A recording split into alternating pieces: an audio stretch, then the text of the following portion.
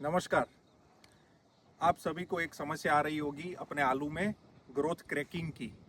जो आलू के ऊपर एक दो तीन तरह के क्रैकिंग आते हैं, उसको यहाँ हमारे गुजरात में वाडिया की समस्या बोलते हैं और तरह तरह के नामों से वो जाना जाता है।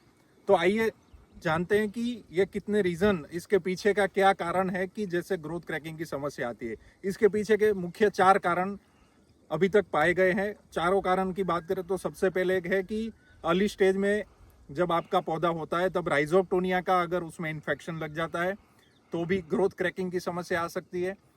दूसरा है कैल्शियम और बोरोन की डेफिशिएंसी। ये दोनों अगर कम पड़ते हैं आपके खेत में और खाद डालते हैं लेकिन वो अगर उपलब्ध नहीं होते अपने पौधे को, तो भी वो उसकी डेफिशिएंसी की वजह से ग्रोथ क्रैकिंग की समस्या आती रहती है। तीसरा रीज़न है मॉइस्चर का, पानी का ज़्यादा या कम होना। जब हम लोग पानी एक साथ ज़्यादा दे देते हैं, फिर एक गैप आता है जब ड्राई पीरियड होता है और फिर हम दोबारा पानी देते हैं। अगर इसके बीच में स्ट्रेस आ गया तो इसके बीच में जो उसकी ग्रोथ होती है, जब मॉइस्चर का स्ट्रेस रहता है तब स्लो हो जाती है और जैसे तुरंत मॉइस्चर मिला वो सेल फास्ट मल्टीप्लाई होने का ट्राई करते हैं, तब वो ग्रोथ की क्रैकिंग हो जाती है उसके बीच में। और चौथी समस्या जो है वो आपके पास्ट क्रॉप में, अगली क्रॉप में आपने जो हर्बिसाइड यूज की है, विडीसाइड यूज की है, उसकी साइड इफेक्ट की वजह से भी होती है। लेकिन ये चारों में से 3 जो मैंने पहले बताए, कैल्शियम बोरोन की डेफिशिएंसी, राइजोप्टोनिया और ज़्यादा और कम पानी देने से, ये तीनों में 1, 2 या 3 तरह के क्रैक होते हैं। और चौथा रीज़न जो मैंने बताया कि जिसमें वीडीसाइड की साइड इफेक्ट होती है, उसमें मल्टीपल आपको ग्रोथ क्रैक्स देखने को मिलेंगे, मोर देन 2, 3, 4। तो वो आप एक आइडेंटिफाई कर सकते हैं।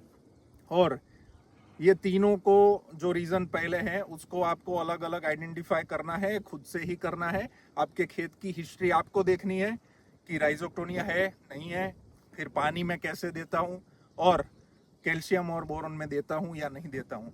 और अगर आप कैल्शियम और बोरोन देते हैं तो आप, मेरी रिक्वेस्ट है कि कैल्शियम नाइट्रेट और बोरोन एक ही दिन एक साथ में दीजिए। वो 1 और 1 11 का काम करते हैं। आपको बेहतरीन सेटिंग भी मिलेगा उससे और ग्रोथ क्रैकिंग की समस्या भी कम आएगी।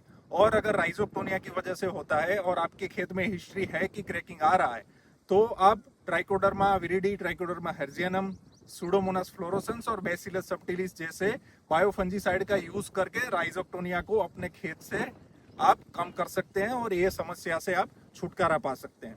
और हर्बिसाइड की जो मैंने बात की, तो ज़्यादातर गुजरात में मूंगफली का क्रॉप लगता है बारिश की सीजन में, उसमें 50-60 दिन के बाद जो रिकमेंडेड नहीं है ऐसी हर्बिसाइड बहुत किसान यूज करते हैं अपने खेत में, तो उसकी रेसिडुअल इफेक्ट की वजह से अपने नेक्स्ट क्रॉप पोटैटो में जर्मिनेशन में भी समस्या आती है और आलू में भी ग्रोथ क्रैकिंग के बहुत सारे किस्से देखने को मिलते हैं। तो सतर्क रहिए और ये सारे ऑब्जर्वेशन लेते रहिए ताकि आपका आलू का क्रॉप अच्छा और बेहतरीन आप निकाल पाए। Thank you.